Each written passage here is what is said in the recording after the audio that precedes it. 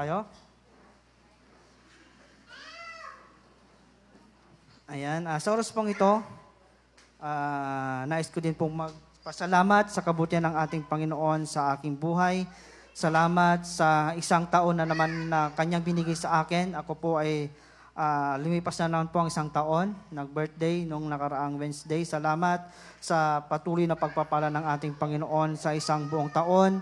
Ay naranasan ko po ang Kanyang kapangyarihan, ang Kanyang kadakilaan.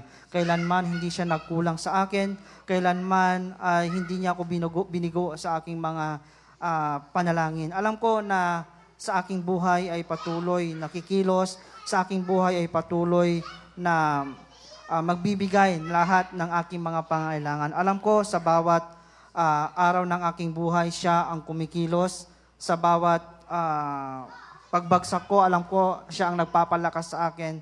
Sa bawat kahinaan ko, siya ang nagpapalakas sa akin. Sa bawat nangyari sa aking buhay, siya ang tumutulong sa akin. Kaya sa Kanya lahat ng papuri, lahat ng pasasalamat, lahat ng pagsamba, dahil ang Diyos ay dakila sa aking buhay. Sa oras pong ito, yan, bago natin pakinggan ang salita ng ating Panginoon, nais ko munang umawit. Yan, sabi nga ni Brother Bergo, okay lang kasi ako naman yung magsisermon. Yan, hindi tayo mag-overtime. Ayan. Awit ako ng isang awit, papuri, pasasalamat sa ating Panginoon. Ang pinamangatan ng aking aawitin, di ka nagkulang. Dahil kailanman hindi nagkulang ang ating Panginoon. Sa akin, alam ko, bawat sa atin, hindi nagkukulang ang Diyos sa bawat pangangailangan po natin. Sa lahat po ng ating mga kailangan sa buhay, ang Diyos ay patuloy na nagbibigay ng tulong sa bawat isa.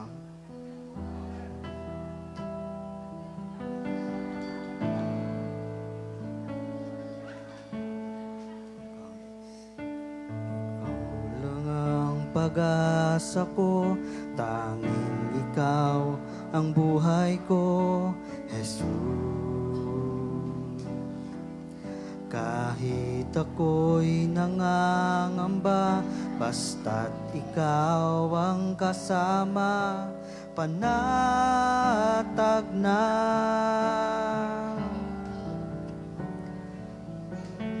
Ikaw lang ang sasambahin, paligid man ay magdilim, Jesus. Kahit may suliranin man, lagi kang aawitan, ikaw lamang. Kahit kailan, di ka nagkulang, biyaya mo sa akin, laging laan. Pag-ibig mo sa akin walang hanggan, inibig mo ako noon pa man. Ikaw lang ang sasambahin, paligid man ay magdilim, kahit may suliranin man, lagi kang aawitan, ikaw lamang. Kahit kailan, di ka nagkulang, biyaya mo sa akin, laging laan. Pag-ibig mo sa akin walang hanggan, inibig mo ako noon pa man. Kahit kailan, di ka nagkulang, biyaya mo sa akin, laging laan. Pag-ibig mo sa akin walang hanggan, inibig mo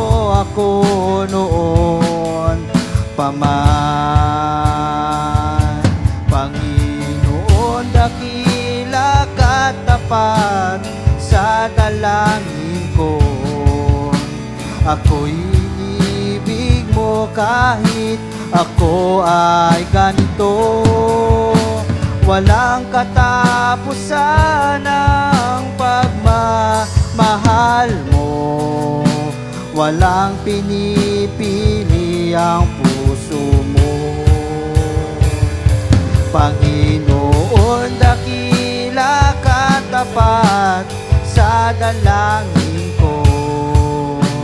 Ako'y inibig mo kahit ako ay ganito. Walang katapusan ang pagmamahal mo. Walang pinipili ang puso mo. Kahit kailan di ka nagkulang, biyaya mo sa akin laging laan. Pag-ibig mo sa akin walang hanggan. Inibig mo ako noon pa man. Inibig mo ako noon pa man. Inibig mo ako noon pa man.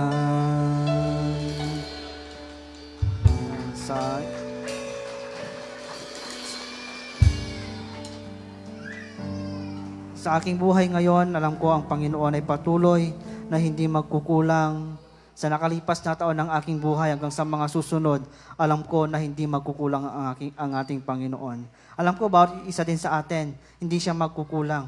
Kahit na tayo ay nagkukulang, ang Diyos ay patuloy na ipaparanas ang kanyang mga pangako sa bawat anak niya na sa bawat nagtitiwala sa Kanya. Sa oras pong ito, dadako po tayo sa pakikinig ng salita ng ating Panginoon. Sabihin mo sa iyong katabi, makinig ka. Ayan. Isa lang ang pastor natin ngayon. Ayan. Sa oras pong ito, ang ating tema, pinamagatang Hope when everything looks hopeless. Pag-asa kapag ang lahat ay mukha ng wala ng pag-asa. Alam ko, bawat isa sa atin, dumarating yung panahon na nawawalan na tayo ng pag-asa. Bawat isa sa atin, nakakaranas ng mga discouragement sa buhay. Alam ko, bawat isa sa atin, naranasan po natin na mawalan na ng pag-asa dahil sa mga pangyayari sa ating mga buhay.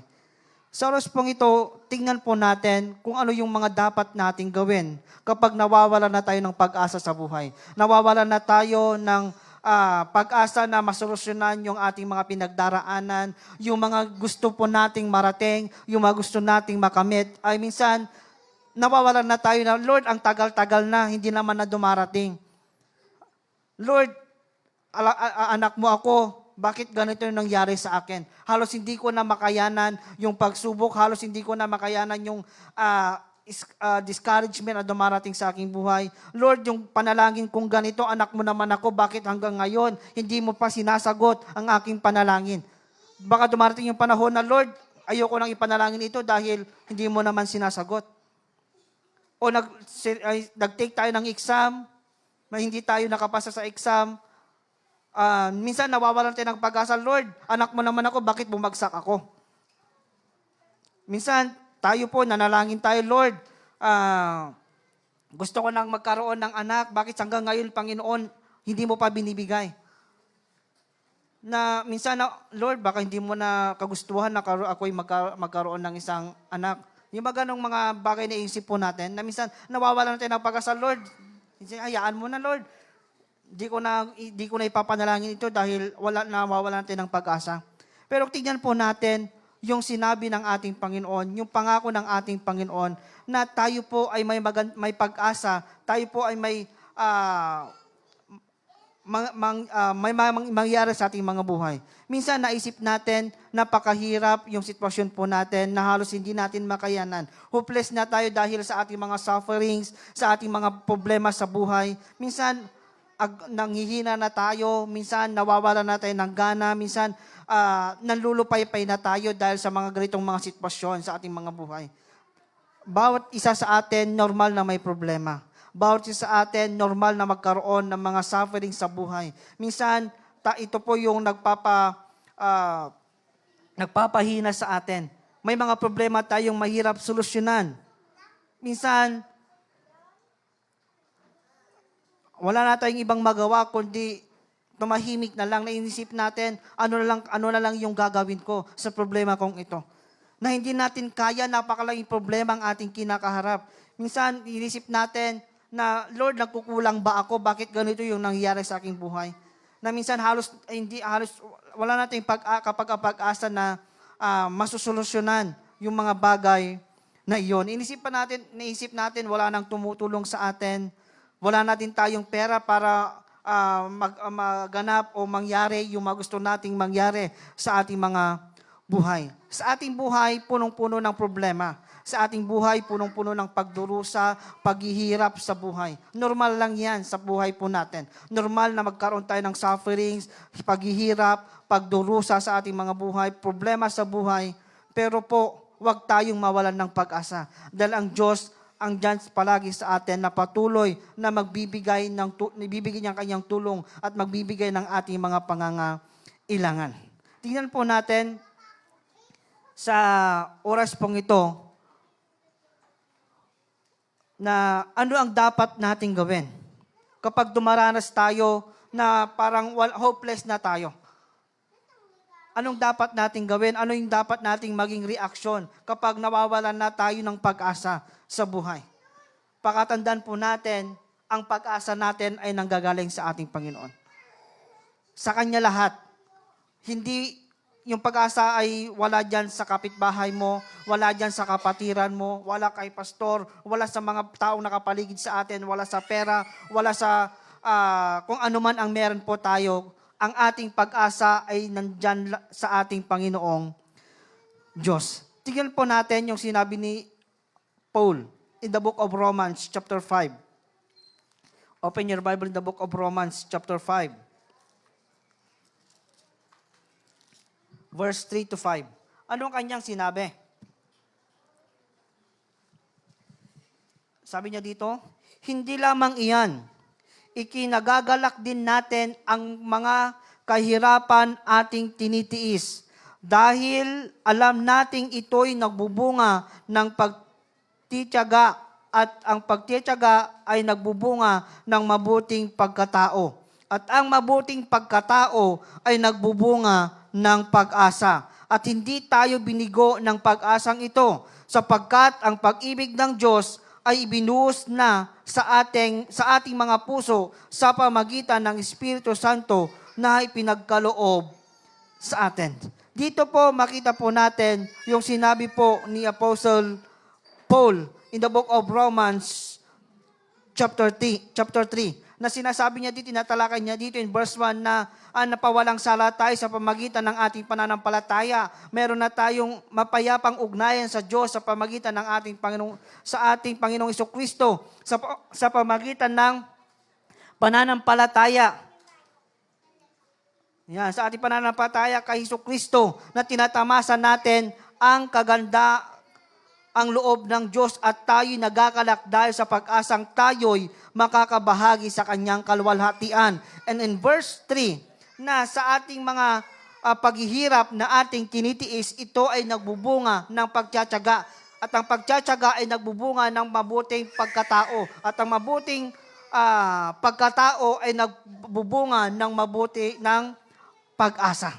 Makita po natin na sinabi din ng Apostle Paul na kahit na sa ating mga sufferings, sa ating mga problema sa ating mga buhay, ay ito po ay nagbubunga ng pagtitiis. Di ba? Dito makita po natin as a Christian, tayo po ay nagtitiis sa mundong ito. Tayo po ay prone sa mga problema, sa mga pagsubok sa buhay, dahil tayo po ay inatake ng dyablo.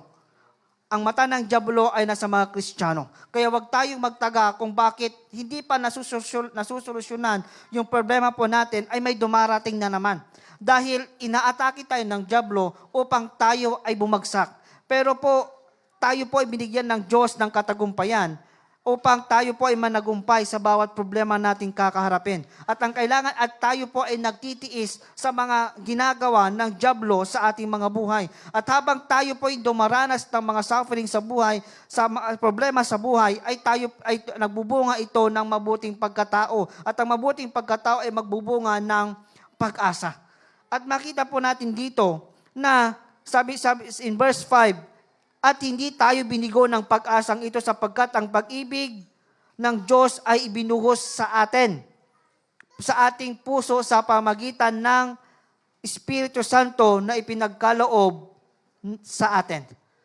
Dahil andyan yung Espiritu Santo na siyang ipinagkaloob sa atin ng ating Panginoong Diyos at alam natin na tayo po ay may pag-asang ibinigay sa atin ng ating Panginoon. Kaya nga po, ang tanong sa atin ngayon, anong dapat nating gawin? Kapag nakikita natin yung pag-asa natin ay wala na. O how can we have hope when everything looks hopeless? Una po, na dapat nating gawin. Kapag nararanasan natin ito, kapag nakakaramdam na tayo na hopeless na po tayo, una po na gawin po natin, rely on God's answer prayer. Umasa tayo o magtiwala tayo sa kasagutan ng Diyos sa ating mga panalangin. Alam ko, bawat sa atin, bawat problema natin sa buhay, bawat pinagdaraanan natin, nananalangin tayo sa ating Panginoon. Sino ang hindi nanalangin dito? Bawat Kristiyano alam ko na nanalangin.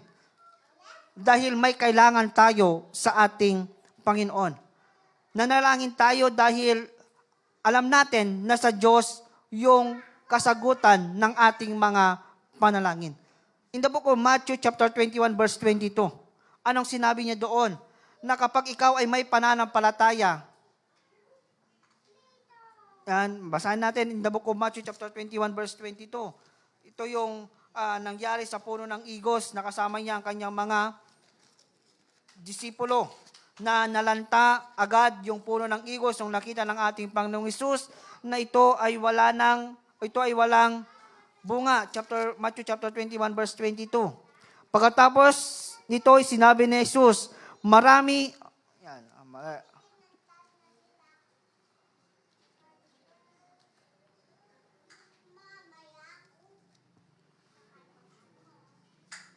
Matthew chapter 21-22. Ano man hingin ninyo sa panalangin, ay tatagampin ninyo kung naniniwala kayo. Anong ibig sabihin nito? Kapag tayo ay nanalangin sa ating Panginoon, maniwala tayo, magtiwala tayo na sasagutin ng Diyos ang bawat panalangin po natin. Alam ko about sa atin, individually, may mga panalangin tayo sa ating Panginoon. Na minsan, hanggang ngayon, napakatagal na nating ipinapanalangin sa Diyos, pero hindi pa ito sinasagot ng ating Panginoon. Pero sinabi niya dito na kapag tayo ay nagtiwala, tatanggapin natin lahat ng ating mga panalangin. Una po na pwede natin gawin kapag tayo ay nawawalan ng pag-asa, magtiwala tayo sa kasagutan ng Diyos sa ating mga panalangin. Napakaliwanag na sinabi ng ating Biblia na sa bawat panalangin po natin, andyan ang Diyos na sumasagot. Pero ang dapat nating gawin, magtiwala. Uumasa tayo sa sagot ng ating Panginoon. Sabi niya dito, rejoicing in suffering doesn't mean celebrating when bad news comes. But it does mean that we can believe that God is doing good in our life. Ang Diyos ay patuloy na kikilos sa ating mga buhay. Hindi porke may problema tayo, may mga sufferings tayo, ay masaya, nakita nila masaya tayo, masayang-masaya po tayo. Pero po, ipinapakita po natin, naniniwala po tayo na ang Diyos ay patuloy na kikilos at gagawa ng mabuti sa ating mga buhay. Kaya nga tayo mga Kristiyano, di ba, kahit na may mga problema tayong kinakaharap, may mga struggle sa buhay po na ating kinakaharap, masaya pa rin tayo. Andun pa rin yung kagalakan sa ating mga buhay dahil alam natin, ang Diyos ang siyang patuloy nagkikilos sa ating mga buhay. Sa pamagitan ng panalangin, Lord, kailangan ko ng ganito. Lord, may problema ako na ganito. Lord, ganito yung sitwasyon ng aking buhay. Ibig sabihin nito, nagtitiwala tayo sa Diyos na kaya niya tayong tulungan at kaya niyang gawin yung mga bagay na gusto po natin. Ipinapakita natin sa ating panalangin ay yung pagtitiwala natin sa ating Panginoon. Nakakaranas tayo ng mga hindi magandang pangyayari sa ating mga buhay. Inaalaw ng Diyos na tayo ay makaranas ng mga pagsubok sa buhay upang tayo ay tumatag sa ating pananampalataya. Tumibay ang ating pananampalataya sa ating Panginoon. At habang tayo ay nakakaranas ng mga pagsubok, ipinapakita din natin na tayo ay dumidepende sa Kanya. Ipinapakita natin yung pagtitiwala natin sa Kanya. At habang tayo ay nakakaranas ng mga iba't ibang mga pagsubok, tayo po ay napapalapit sa Kanya. Bakit? Sa pamagitan ng panalangin. Habang tayo ay nananalangin, tayo po ay napapalapit sa Kanya. Habang lagi tayong nananalangin, yung relasyon po natin, yung pakipag-ugnayan, yung pakipag-usap natin sa Kanya ay lalong lumalapit. Tignan po natin yung mga taong punong-puno, sabihin natin na walang takot sa ating Panginoon. O may takot sa ating Panginoon ay nakaranas ng mga pagpapala sa buhay. Naranasan ba natin na tumanggap tayo ng pagpapala, masaya ang ating buhay? Lumapit ba tayo sa ating Panginoon? Pwedeng sabihin natin, oo, lumalapit ako. Pero deep inside, minsan tayo, pag may pagpapala, hindi na tayo makalapit sa ating Panginoon. Hindi na tayo makapanalangin dahil may pagpapala na tayo. Lagi ang sinasabi, kapag may problema ang isang tao, saka lang siya lumalapit sa ating Panginoon. Kaya ang Diyos, inaalaw niya na tayo ay magkaroon ng mga suffering problema sa buhay para tayo ay lumapit sa Kanya. At habang tayo lumalapit sa Kanya, dumidipinde tayo sa Kanya, napapalapit tayo sa ating Panginoon, yung relasyon po natin ay mas tumitibay dahil tayo nagtitiwala sa Kanya. Ibig sabihin, dapat tayo po na Kanyang mga anak, habang tayo'y nanalangin sa Kanya, magtiwala tayo sa Kanyang gagawin sa ating mga buhay. Magtiwala tayo na sa Kanyang kasagutan ng ating panalangin ay ibibigay niya. Sa panahon natin ngayon, tignan po natin. Tignan po natin. Isipin po natin yung mga bagay na nawawala na tayo ng pag-asa. Sa mga may asawa, na hindi pa, sabihin natin sa mga may asawa na hindi pa, wala pang pananampalataya sa ating Panginoon. Na pinapanalangin natin siya, Lord, sana ganito makilala ka nila, maawis kumot kuma, ijay church, nakadwak agdaydayaw iti apo. Ilang taon na natin silang ini-invite, hindi pa sila sumasama. Minsan, ang tawag nito, matayo pa yung agawisan. Minsan, nawawala tayo ng pag-asa na ipanalangin sila dahil gabi-gabi nating pinapanalangin. Lagi natin silang binabanggit sa ating mga panalangin. Hindi natin sila ma-invite o matawag o sabihin natin na hindi may sama sa loob ng church. Kung titiyan po natin sa panahon na ganon, ay minsan nakakawalan ng pag-asa. Pero po ang dapat nating gawin, magtiwala tayo sa gagawin, sa kasagutan ng Diyos sa ating mga panalangin. Minsan may mga panalangin din tayo na iba yung sagot ng Diyos sa ating gusto. Di ba? Na meron tayong panalangin na gustong mangyari, pero iba yung sinagot ng Diyos. Anong ibig sabihin nito? Magtiwala tayo sa Kanyang kasagutan ng ating mga panalangin. Makita po natin sa buhay ni David. In the book of Psalm chapter 23 verse 4. Anong sabi niya doon? Na even though I walk the shadow in the valley of death, I will fear no evil. Sabi niya doon. Makita po natin si David ay talagang sinabi niya na in verse 1, the Lord is my shepherd, I shall not want. Makita po natin si David yung kanyang pinagdaanan sa buhay. Makita po natin na siya po ay nakipaglaban sa kanyang mga kalaban. Ano ang kanyang ginawa? Siya po ay laging nanalangin, sumasangguni sa ating Panginoon. Na habang siya sumasangguni sa ating Panginoon, lagi siyang tinutulungan ng Diyos. Makita po natin na si David ay talagang ang ginagawa lagi niya ay laging nanalangin sa ating Panginoon. Basahin natin na Book of Psalm. Nakita natin yung awit po niya, yung panalangin po niya, na talagang sinasabi niya kung ano yung sitwasyon niya sa ating Panginoon. Sinasabi niya kung yung mga kalaban niya, ganito ang gawin mo, Panginoon, sa kanila, ipahiya mo sila, ibigay mo sila sa akin. Yun yung laging panalangin ni David. In verse 4, sabi niya, kahit lumakad ako sa madilim, sa kamatayan, sabi niya, hindi ako matatakot. Yan, hindi ako matatakot. Makita natin na si David ay nag-realize siya sa gagawin ng Diyos sa kanya. Yung tulong na ibibigay ng Diyos sa kanya. Yung alam niya na i-cover siya ng ating Panginoon ng kanyang presensya. Bawat isa sa atin, di ko alam kung ano yung mga pinagdaraanan natin. Di ko alam kung ano yung mga nakapagbibigay ng kawalan ng pag-asa sa atin. Pero isa lang ang alam ko, ang Diyos ay sumasagot sa panalangin po natin. Lagi niya tayong pinupunta sa kanyang presensya.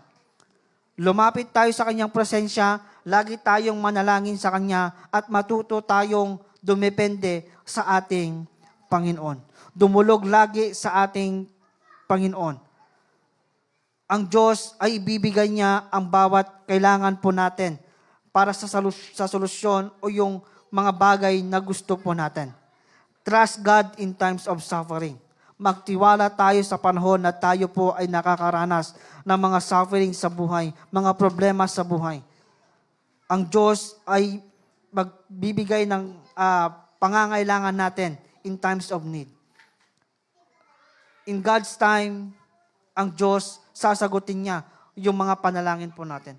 Huwag tayong mawalan ng pag-asa sa mga taong ipinapanalangin natin. Huwag tayong mawalan ng pag-asa sa mga sitwasyon na gusto nating marating. Yung mga pangarap natin sa buhay, yung mga pamilya natin na hindi pa nananampalataya, sabihin natin hindi pa ligtas. Huwag tayong mawalan ng pag-asang ilapit sila sa ating Panginoon. Dahil alam natin in God's time, ang Diyos ay kikilos sa buhay po natin, sa bawat panalangin po natin.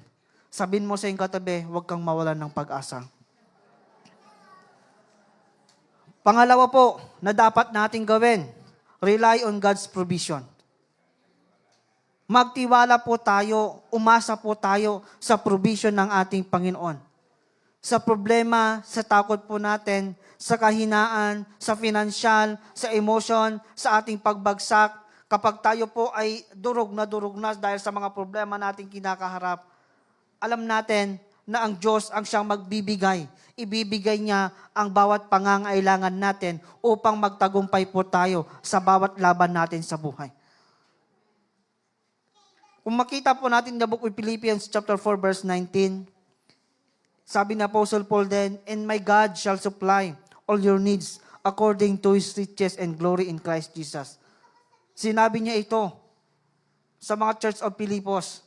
Sinabi niya ito yung nagdala ng kanyang kailangan doon sa kulungan. Na sinabi po niya, sino ito?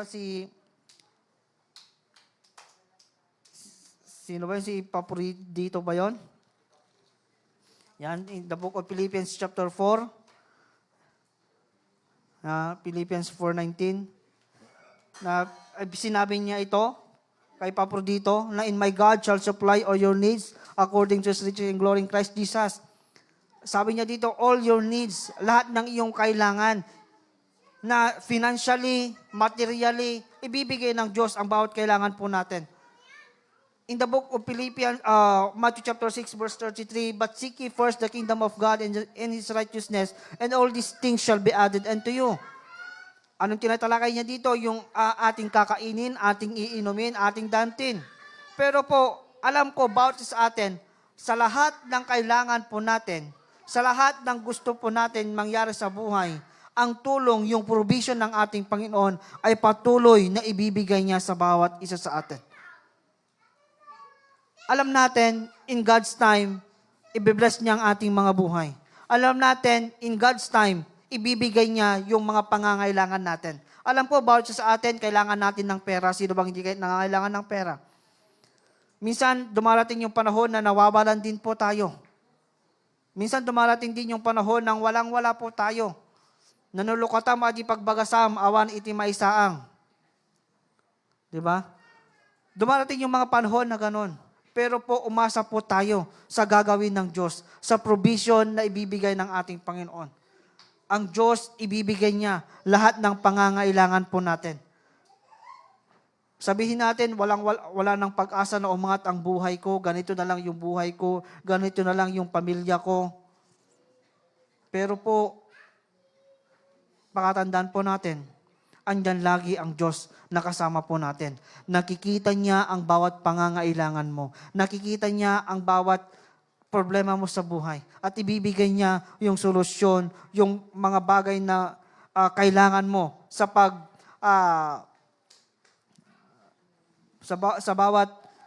kailangan mo sa bawat pinagdaraanan po natin. Sabi ko nga, yung mga problema natin, minsan natatakot din po tayo. Ang Diyos ang siyang magpapalakas sa atin. Yung mga kahinaan natin, talagang i-level up niya. Yung financial po natin, yung emotion po natin.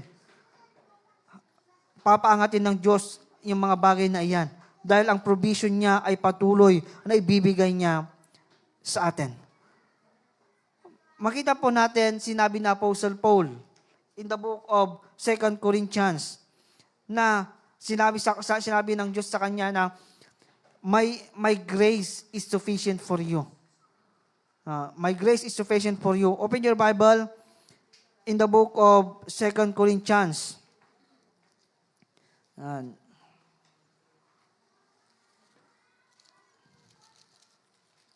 Chapter 12.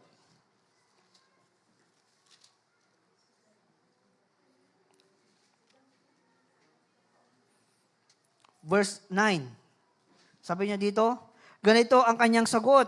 Ang kagandaang loob ko ay sapat na para sa iyo, sapagkat lubusang nahahayag ang aking kapangyarihan kapag ikaw ay mahina. Sinabi ito sa kanya ng ating Panginoon, my grace is sufficient for you. Pinapalakas tayo kapag tayo po ay mahina. Ibinibigay niya yung kailangan natin kapag tayo po ay dumaranas ng mga pagsubok sa buhay. Kaya nga, sabi ko nga kanina, yung mga pagsubok sa buhay, yung mga problema sa buhay, ito po yung nagpapahina sa atin. Ito po yung nakapagbibigay sa atin ng kawalan ng pag-asa dahil nakakaranas tayo ng ganito. Pero pakatandaan po natin, yung grasya ng ating Panginoon ay sapat na sa buhay po natin. Kung ibig sabihin, sapat na yung biyaya ng ating Panginoon sa ating mga buhay, ay bakit tayo mawawalan ng pag-asa? Andyan na ang Diyos. Sapat ang bawat ginagawa niya sa ating mga buhay. Sapat siya sa lahat po ng ating mga kailangan.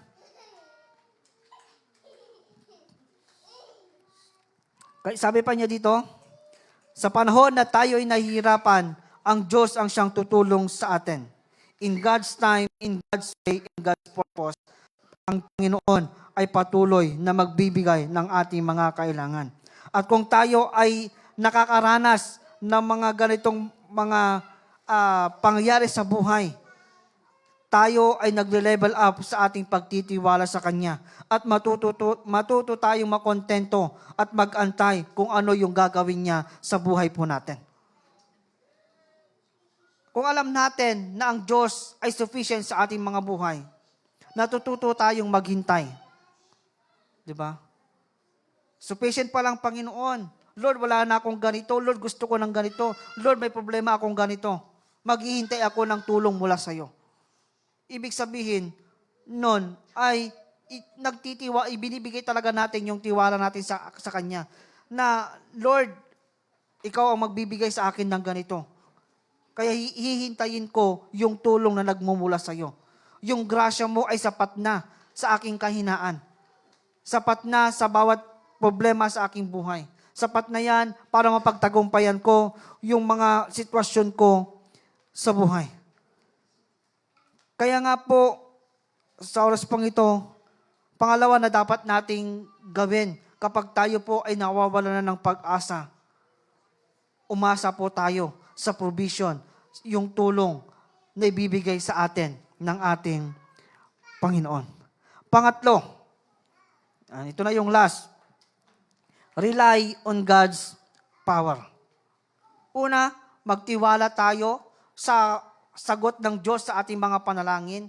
At habang tayo nagre-rely o umaasa, nagtitiwala sa sagot ng Diyos sa ating mga panalangin, yung provision ng ating Panginoon ay andyan sa ating mga buhay. No, yung umaasa din tayo sa provision ng ating Panginoon na ibibigay niya sa ating mga bawat kailangan po natin sa bawat araw. At yung pangatlo ay tayo ay umasa sa gagawin sa kapangyarihan ng Diyos sa buhay po natin. Alam natin, ang Diyos walang imposible sa Kanya. Alam natin, ang Diyos walang hindi mahirap sa Kanya.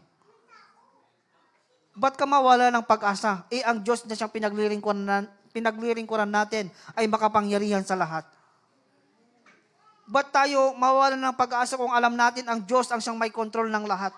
Ba't tayo mawala ng pag-asa kung sa pamagitan lamang ng kanyang mga salita ay nalikha lahat po tayo?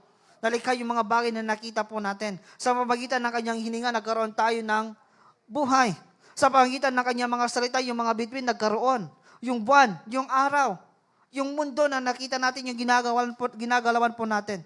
Ganon ang Diyos, ganon makapangyarihan ng ating Panginoon, siya pinaglilingkuran po natin. Bakit tayo mawawala ng pag-asa? Kunting pagsubok lang, napanghinaan na tayo. Nawawalan na tayo ng pag-asa. Tingnan po natin kung gaano ka-powerful ang ating Panginoon. Kung makapangyarihan ng Diyos, bibigyan niya tayo ng lakas upang magtagumpay. Bibigyan niya tayo ng lakas upang yung kawalan ng pag-asang yon ay magkakaroon tayo ng pag-asa. Dahil ang Diyos ang siyang magpapalakas sa atin. In the book of Philippians chapter 4 verse 13, I can do all things through Christ who strengthened me. Siya ang patuloy na magpapalakas sa atin. Siya ang patuloy na tutulong sa atin. Siya ang patuloy na magbibigay ng kailangan natin sa bawat araw. Kalakasan sa bawat araw. Kalakasan upang magpagtagumpayan yung mga problema natin sa buhay. Kalakasan upang tayo po ay managumpay sa bawat hamon sa buhay. Saan tayo mahina? Saan tayo natatakot? Ano yung nagpapahina sa atin? Ano yung nakapagbibigay ng discouragement sa atin? Ano yung nakapagbibigay ng rason para hindi tayo makapag-focus? Yung family po natin, sabihin natin, may problema kami sa loob ng bahay. O sabihin natin, walang-wala kami ngayon. O sabihin natin na hindi ako nakapasa sa exam o sa trabaho, sa interview. Meron akong karamdaman na iniinda. Nahihirapan ako sa ganitong sitwasyon. Pakatandaan po natin. Ang grasya ng Panginoon ay sufficient sa atin at ang Diyos ang siyang magbibigay sa atin ng kalakasan. Sa family, yung kanyang kapangyarihan, kayang-kaya niyang ibigay ang kapayapaan sa loob ng iyong tahanan. Kayang-kaya niyang ibigay ang inyong pangangailangan. Kayang-kaya kanyang tulungan kapag ikaw ay nangangailangan ng tulong. Kapag kailangan mo ng knowledge and wisdom, ang Diyos ang siyang magbibigay sa nito. Kapag ikaw may karamdaman, kayang-kaya niyang pagalingin lahat ng iyong karamdaman. Kahit na sabihin natin, imposible. Anong sabi ni Yahweh kay Sarai? Merong bang bagay na mahirap sa akin? Nung tumawa siya, nung tumawa siya na sinabi ni Yahweh kay Abraham na si Sarah ay manganganak pa, 90 years old na siya. Tumawa si Sarah dahil alam niyang matanda na siya. Nung nakita ng Diyos na tumawa si Sarai, sinabi niya, Sarah, meron mang bagay na mahirap sa akin? Walang bagay na mahirap sa ating Panginoon. Dahil ang Diyos ay makapangyarihan. Ang Diyos ay kayang-kaya niyang gawin lahat. Sa ating kahinaan, sa ating paghihirap, ang Diyos ang siyang patuloy na magpapalakas sa atin. Do not limit God. Huwag nating limitahan ang Diyos. Huwag nating limitahan ang gagawin ng Diyos sa ating mga buhay. Huwag nating limitahan ang kapangyarihan ng Diyos sa ating buhay. Minsan kasi tayo, nililimitahan natin ng Panginoon na para bang sinasabi natin na hindi kayang gawin ng Diyos na ibigay yung kailangan natin. Na hindi kaya gawin ng Diyos na pagalingin yung ating karamdaman. Na hindi kayang ibigay ng Diyos yung ating pangangailangan. Hindi kayang ibigay ng Diyos yung mga panalangin po natin. Minsan ganun po tayo. Nagkakaroon tayo ng doubt. Pero po, ang Diyos, kayang-kaya niyang gawin lahat. Nakadepende kasi yan sa atin. Nakadepende yan sa atin. Hindi yan nakadepende sa ating Panginoon. Ang Diyos, ibibigay niya na lahat yan. Nakadepende sa atin yan kung ano yung magiging reaction po natin. O ano yung kung ano yung gagawin po natin. We must rely in the power of God. Yung tulong niya in times of suffering.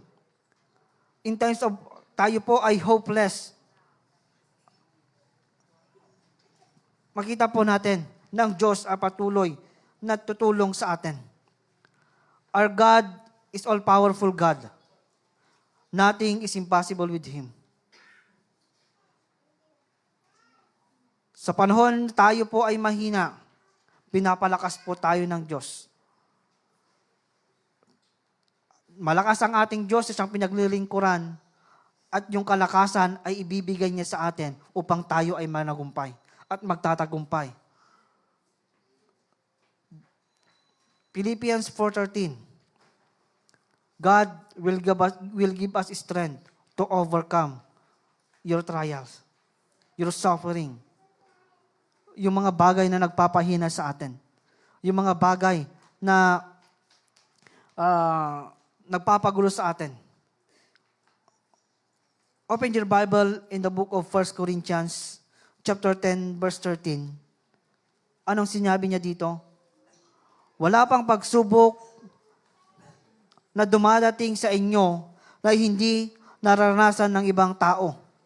Tapat ang Diyos at hindi niya ipinahintulot na kayo subukin ng higit sa inyong makakaya.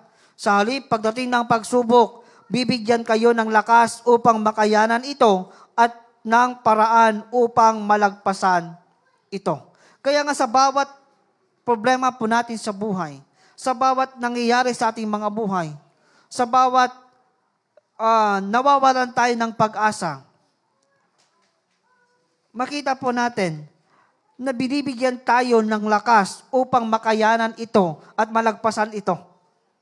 Kaya sabi ko nga nakadepende yan sa atin kung ano yung attitude po natin na kapag tayo po ay dumaranas ng mga negatibong sitwasyon, negatibong pangyayari o negatibong pag-iisip.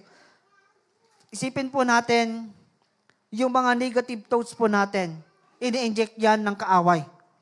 Kaya nagkakaroon tayo ng kawalan ng pag-asa. Gawayan ng jablo, gawayan ng kaaway na may pinalangin ka ilang taon na, hindi yan sasagutin ng Panginoon. Nagkakaroon na tayo ng doubt at nawawalan tayo na ng pag-asa. Ulitin ko, lahat ng mga negatibong nangyayari negatibong iniisip po natin, ay nanggagaling yan sa dyablo.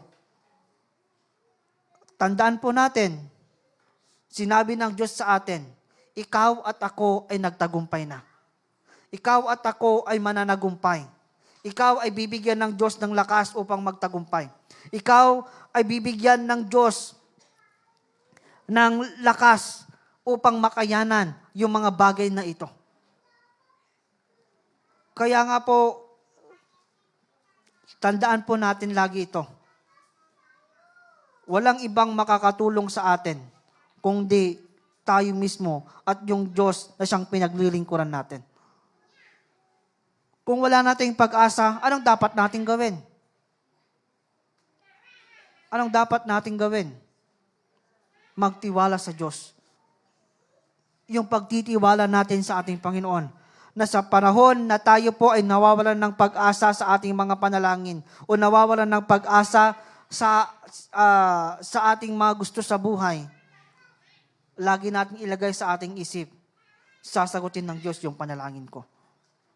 Kapag tayo ay nawawalan na, yung kailangan natin ng knowledge and wisdom, kailangan natin ng strength, kailangan natin ng healing, kailangan natin ng financial, material na bagay, pakatandaan po natin, yung biyaya, yung grasya, yung ibibigay ng kailangan natin ay ibibigay ng Diyos sa atin. Dahil God will provide sa lahat po ng ating mga kailangan. Ay yung makailangan po natin, yung provision ay ibibigay niya. At ang kanyang kapangyarihan ay sobra-sobra pa sa atin. Yung kanyang kapangyarihan, yung ay kanyang ipaparanas sa bawat isa sa atin. Maybe tayo iniisip natin na sumuko na. Tama na.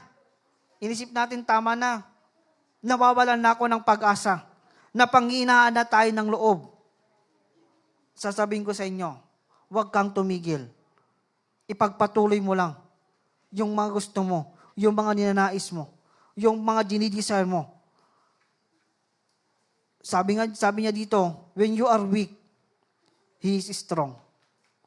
Kapag tayo ay mahina, ang Diyos ay malakas. Kung ang Diyos ay malakas, ang Diyos ang siyang magpapalakas sa bawat isa sa atin. Pakakatandaan natin, malaki man yung mga problema, may mga sufferings po tayong pinagdaraanan. May mga nagpapagulo sa ating isipan na ini-inject sa atin ng kaaway. Mas malaki ang Diyos at mas makapangyarihan ang Diyos na ating pinaglilingkuran. Kung kailangan natin ng yung may magusto po tayo, kung may mga kailangan po tayo, andyan ang Diyos na siyang takbuhan po natin. Kaya sabi ko kanina, huwag kang mawalan ng pag-asa. Huwag tayong mawalan ng pag-asa. Huwag nating limitahan ang kapangyarihan ng Diyos. Huwag nating limitahan yung provision ng ating Panginoon. Huwag nating limitahan yung kasagutan ng Diyos sa ating mga buhay. Kapag nililimitahan natin yon, ibig sabihin nito ay yung pagtitiwala natin sa ating Panginoon ay hindi sapat. O sabihin natin na napakahina ng ating pananampalataya. Kagaya ng sinabi ng ating Panginoong Hesus sa kanyang mga disipulo, nung sila po ay nasa gitna ng lawa, dumating yung malakas na hangin, nagkaroon ng malalaking alon, at sinabi ng mga disipulo, Panginoon, sabi niya, Panginoon, mamamatay na kami. Anong sinabi ng ating Panginoon Hesus sa kanila? Napakaliit naman ng inyong pananampalataya. Si Jesus nakasakasama nila simula sa kanyang pang-ministry. Nakita nila yung mga miracle na ginawa ng Diyos sa kanila. Naranasan nila yung kapangyarihan ng Diyos. Nung sila po ay nasa gitna ng kamatayan, nagkaroon sila ng, sabi natin, yung nagdanda, naguluhan sila, at ginising nila ng ating Panginoong Hesus na napakaganda ng kanyang tulog. At sinabi nila, Panginoong Hesus, mamamatay ka na kami. Wala ka bang pakialam? At sinabi na ng ating Panginoon sa kanila, napakalit naman ang iyong pananampalataya. Kapag ganoon po tayo, kapag nilimitahan natin ng Diyos sa ating mga buhay, kapag tayo po ay nagkakaroon ng doubt sa Kanya, sasabihin ng ating Panginoon, napakalit naman ang iyong pananampalataya. Napakalit na bagay, nawawalan ka na ng pag-asa. Alam mo namang kayang-kaya kong gawin lahat. Alam ko, bawat isa sa atin, naranasan natin yung kadakilaan, yung kapangyarihan, at nakikita natin yung mga miracle na ginagawa ng Diyos sa ating mga buhay. Alam po, nakita po natin, naranasan po natin. Huwag tayong mawalan ng pag-asa. Ang ating pag-asa ay nasa ating Panginoon. Ang Diyos lamang ang makapagbibigay ng lahat ng kailangan po natin. Our hope, our future is in the hand of God. Hawak ng Diyos ang ating pag-asa at ang ating kinabukasan. Bakit ka mapapanghinaan? Bakit ka susuko? Bakit ka tatalikod? Bakit ka madi-discourage? Bakit ka mapapanghinaan ng loob? Kung alam mo naman, ang Diyos ay kayang-kaya kanyang tulungan sa lahat ng iyong suliranin. Huwag tayong mawalan ng pag-asa. Sabi nga sa isang awit, huwag mawalan ng pag-asa, kaibigan. Ang mga pagsubok ay dumaraan lamang. Di ba? Sa oras pong ito, sa linggong ito, huwag tayong mawalan ng pag-asa kapag tayo pinapanghinaan. Normal sa atin na magkaroon ng problema. Normal sa atin na makaranas ng mga pagkukulang sa buhay. Kailangan natin ng pera, financial, kailangan natin ng karunungan, kailangan natin ng wisdom, kailangan natin ng strength. Normal lang yan sa atin. Pero dapat, huwag tayong sumuko. Huwag tayong mag-give up. Yung pag-asa natin ay nasa ating Panginoon.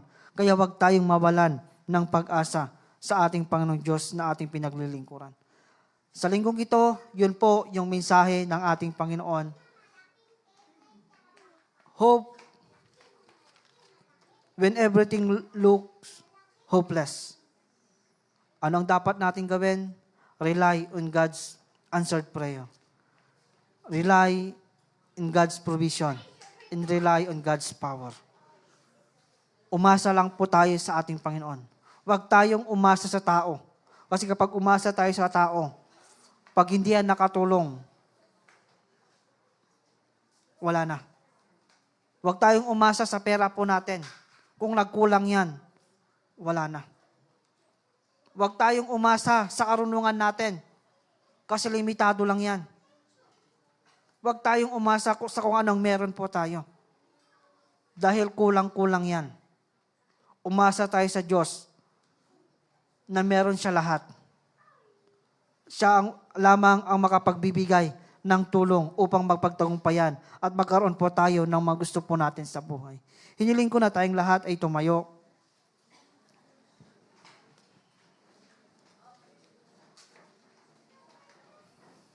Awitin nga natin yung awiting di ka nagkulang at sabihin natin sa ating Panginoon, ikaw lang ang pag-asa ko, tanging ikaw ang buhay ko. Kahit ako'y nangangamba, basta't ikaw ay kasama, panatag na. Sabihin natin ito sa ating Panginoon at tayo po ay makipag-usap, tayo po ay magkaroon ng conversation sa ating Panginoon sa oras pong ito. Itong awiting ito, ay awitin mo ito sa ating Panginoon. Itong awiting ito, ay sabihin mo sa ating Panginoon. Hallelujah.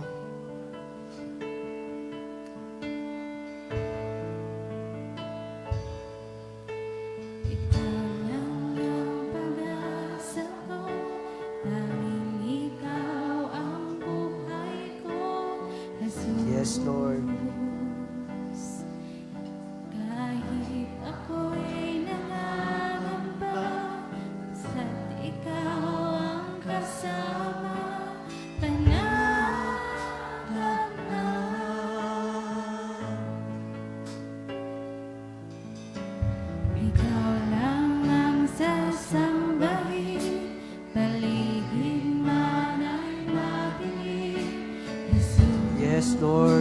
Hallelujah. Kahit may suliranin na, palagi kang aawitan, ikaw lang. Sabihin natin sa ating Panginoon, Kahit kailan di ka nagkulang. Yes, Lord. Salamat, Panginoon. biyaya mo Hallelujah. sa akin, Laging laan ang pag-ibig mo sa akin walang hanggan. Inibig mo ako noon pa man. Sabihin natin, ikaw lang ang sasambahin. Ikaw lang ang sasambahin. Paligid man ay magdilim, Jesus. Kahit may suliranin man, lagi kang aawitan, ikaw lamang. Yes, Lord, sabihin natin, kahit kailan di ka nagkulang. Kahit kailan di ka nakulang, biyaya mo sa akin laging laan. Pag-ibig mo sa akin walang hanggan. Inibig mo ako noon paman. Minsan pa kahit kailan. Yes, Lord, di ka nagkulang sa amin, Panginoon. Salamat, Panginoong Diyos, sa patuloy na pagkilos mo sa aming mga buhay. Salamat sa mga biyaya mo, Panginoon, na siyang nararanasan po namin, Panginoon. Alam po namin, Panginoon, na patuloy kami magtatagumpay dahil ikaw ang bibigay ng katagumpayan sa amin, Panginoon. Hallelujah. Salamat, Panginoon. Salamat po, Panginoong Diyos. Hallelujah. Panginoon, dakila ka. Panginoon, dakila ka ba sa dalangin ko? Ako'y inibig mo. Yes, Lord. Kahit ako ay ganito, walang katapusan ang pagmamahal mo. Walang pinipili Ang puso mo, Panginoon. Noon, dakila ka tapat sa dalangin ko. Ako'y inibig mo kahit ako ay ganito. Walang katapusan ang pagmamahal mo. Walang pinipili ang puso mo. Kahit kailan di ka nagulang, biyaya mo sa akin laging laan. Pag-ibig mo sa akin walang hanggan. Inibig mo ako noon. Minsan pa kahit kailan di ka nagkulang. Sabihin natin ito sa ating Panginoon. Hallelujah. Yes, Lord. Di ka nagkulang. biyaya mo sa akin Yes, Lord. Hallelujah. pag-ibig mo Thank you, Lord. sa akin. Salamat, Panginoon, sa patuloy na pag-ibig mo sa amin. Inibig mo ako noon pa man.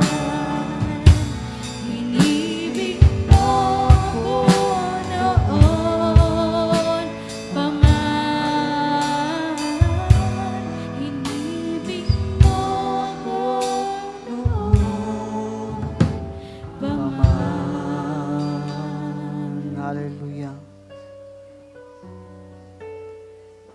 Salamat, Panginoon, dahil hindi ka nagkukulang sa aming mga buhay. Ikaw lamang, Panginoon Diyos, ang aming pag-asa. Dumarating, Panginoon, yung panahon na kami ay napanghihinaan ng loob. Nawawalan ng pag-asa, Panginoong Diyos, dahil sa mga sitwasyon naming kinakaharap, dahil sa mga problema po namin, dahil sa mga sufferings po namin, dahil sa mga negatibong pangyari sa aming mga buhay, dahil sa magulo naming isipan, Panginoon, kami, Panginoon, ay nawawalan ng pag-asa. Pero salamat, Panginoong Diyos, na ang aming pag-asa ay nasa sa iyo. Ang tulong ay laging nagmumula sa iyo, Panginoon. At kailanman, Panginoon, hindi mo kami bibiguin. At patuloy na ipaparanas ang iyong kapangyarihan sa amin. Patawarin mo po kami, Panginoon, kapag kami ay nagkakaroon ng doubt sa iyo. Kami, Panginoon, ay nagkakaroon ng kawalan ng pag-asa dahil kulang ang aming mga pananampalataya. Tulungan mo po kami, Panginoon, na magtiwala sa iyo, na palakasin ang aming pananampalataya at patuloy na tumayo sa aming pananampalataya, Panginoong Diyos. Panginoon, patuloy na kumilos ka sa aming mga buhay. Patuloy kang manguna sa aming mga buhay, Panginoon. Tulungan mo po kami, Panginoon, na magtiwala sa iyo. Tulungan mo po kami, Panginoon, na magtiwala sa iyong gagawin sa aming mga buhay. Alam po namin, Panginoon, na sa bawat panalangin po namin, andyan ka nakikinig sa amin. Na sa bawat pagdaing po namin at pag-iyak, Panginoon, nakikita mo po ang bawat luha po namin. Naniniwala po ako, Panginoon, sa iyong panahon, sa iyong oras, sa iyong gusto, sa iyong pagnanais, ay mangyayari lahat po ng aming mga ninanais. Panginoong Diyos, ikaw pong patuloy na mag-provide lahat po ng aming mga pangangailangan. Sa lahat po ng aspeto ng aming mga buhay. Kapag kami ay nagkukulang, Panginoon, kapag kami ay nangihina, kapag kami ay may karamdaman, Panginoon, alam po namin na ang lahat ng mga pangangailangan po namin ay ibibigay mo po sa buhay po namin. Tulungan mo po kami, Panginoon, na magtiwala sa iyong kapangyarihan lamang. Na huwag kaming umasa sa mga taong nakapaligid sa amin. Tulungan mo po kami na huwag umasa sa kung ano ang meron po kami. Tulungan mo po kami na magtiwala sa iyo. Umasa lamang sa iyong kapangyarihan. Umasa sa iyo, Panginoon, na kaya mong gawin ang lahat na imposible. Salamat, Panginoon, sa patuloy na iyong mga salita na siyang nagpaalala po sa amin. Na sa panahon na kami ay nawawalan ng pag-asa, kailangan po naming umasa sa iyo. Umasa sa iyong gagawin sa aming mga buhay. Umasa sa iyong kapangyarihan. At umasa sa iyong may bibigay sa amin, Panginoon. Sa oras pong ito, patuloy mong tulungan ang bawat sa amin na umasa lamang sa iyo. Patuloy, Panginoon, na mangusap ka sa aming kalagitnaan, sa aming mga buhay. Alam po namin, Panginoon, na kapag kami ay punong-puno ng pagtitiwala sa iyo, anuman yung maging sitwasyon po namin, andyan pa rin yung pag-asa na mananatili sa amin. Dahil alam po namin, Panginoon, na magtatagumpay po kami at walang kayang gawin ang kaaway sa amin, Panginoon. Dahil ikaw po ang makapangyarihan sa lahat na nagbibigay lahat po ng kailangan po namin sa bawat pagsubok, sa bawat problema, sa bawat pagdaing po namin, sa bawat pangangailangan po namin. Andyan ka lagi, Panginoon, na hindi nagkukulang sa amin. Salamat sa linggong ito, Panginoon, na ibinigay sa amin. Salamat sa oras na kami ay nagkatipon-tipon sabay sambahan mo, Panginoon, upang papurihan ka, sambahin ka. Alam po namin na sa oras pong ito, baon-baon muli po namin ang iyong mga salita sa isang linggo na naman, Panginoon. At alam po namin, Panginoon, na hindi lamang sa isang linggo, kundi sa mga susunod na buwan, taon ng aming buhay, baon po namin ang yung mga salita po na naming napapakinggan, na aming nababasa. Dahil ito po yung kailangan po namin upang ma-remind po kami sa bawat laban po namin sa buhay. Salamat, Panginoong Diyos, sa linggong ito. Salamat sa iyong gagawin sa aming mga buhay. Alam ko po, Panginoon, na hindi ka patapos sa aming mga buhay. Marami pa kaming mararanasang himala. Marami pa kaming mararanasang kapangyarihan.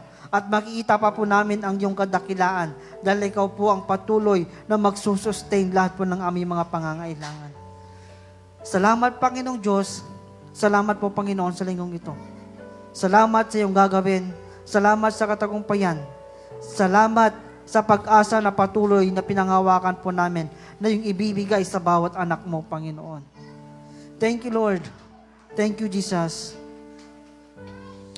The love of the Father, the grace of Jesus Christ, the sweet communion of the blessed Holy Spirit, be with us now and forever. Everybody say, Amen and Amen. Magandang tanghali po sa bawat isa sa atin.